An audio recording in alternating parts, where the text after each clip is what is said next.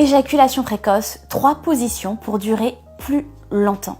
Ce sont des hommes qui perdent confiance en eux, qui ont honte, qui se sentent coupables.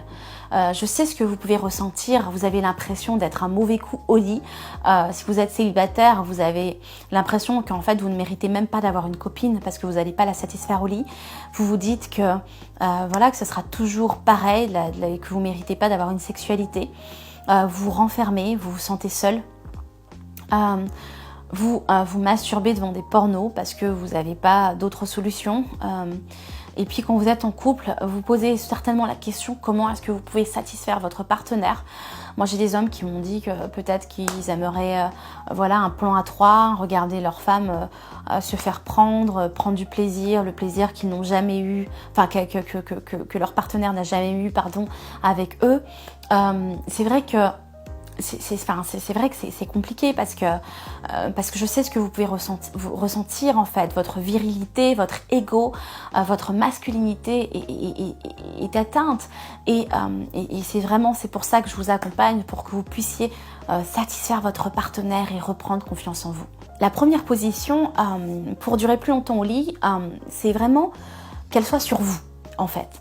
Pourquoi ? Parce que quand elle est sur vous, elle donne le rythme. C'est elle qui est sur vous. Vous pouvez lui dire d'aller lentement, bien évidemment. Mais généralement, une femme, elle ne va pas sauter.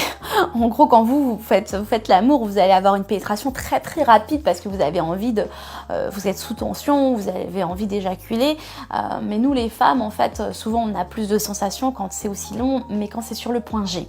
Donc, la posture qu'on va prendre va être sur vous, cambrée, droite. Et en fait, on va essayer de toucher notre point G avec votre sexe. Donc du coup, on va aller vraiment très lentement.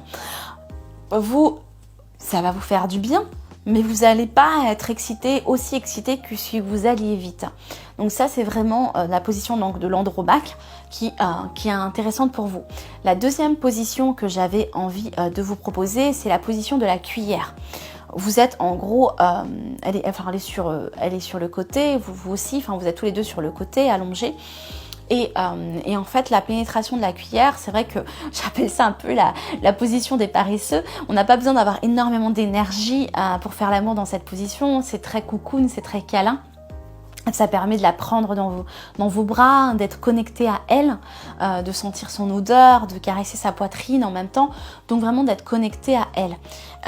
Et en fait, la position de la cuillère, c'est une position qui n'est pas très profonde. C'est une position où vous pouvez aller vraiment doucement dans le rythme et vraiment ressentir l'excitation dans votre corps et arrêter, de faire une pause quand c'est nécessaire.